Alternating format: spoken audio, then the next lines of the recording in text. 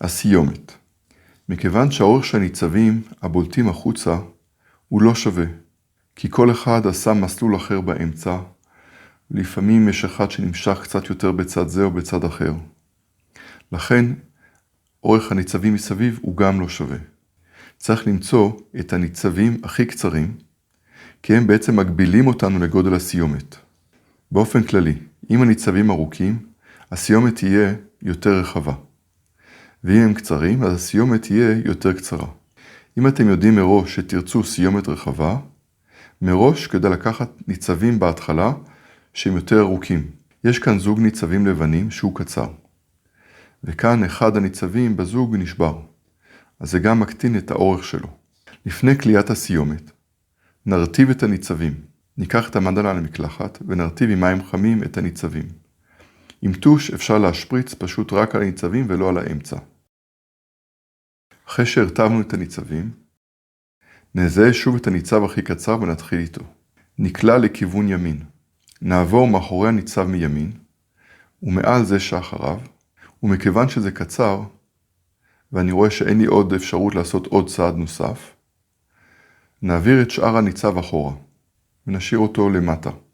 בהתחלה, נשאיר לולאה ולא נצמיד את הסיומת לסוף הקליעה.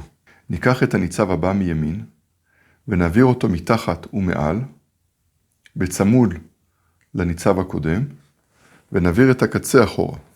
וככה נעשה לכל הניצבים.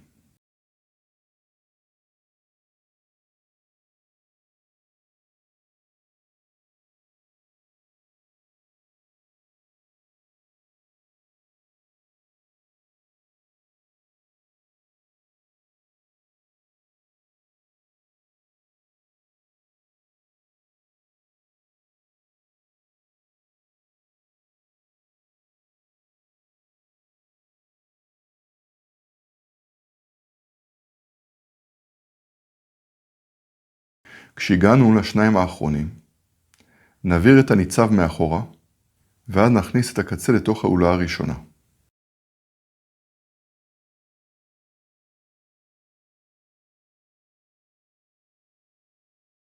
הניצב האחרון נכנס בהולאה הראשונה מלמטה, ועולה בחזרה וחוזר למטה ברווח הבא.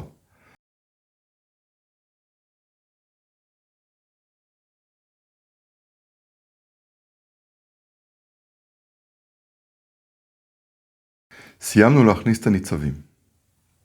עכשיו צריך למתוח בעדינות ולסגור את הרווחים שיש בסיומת.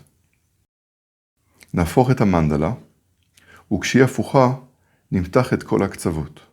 בסרטון הבא אני אעשה מנדלה מרובעת, ושם הסיומת תהיה רחבה יותר, אז תוכלו לראות גם איך זה נראה. אחרי שצמצמנו את הרווחים בסיומת, נשאר לחתוך את כל הקצוות מאחורה ולסיים. זהו, המנדלה מוכנה.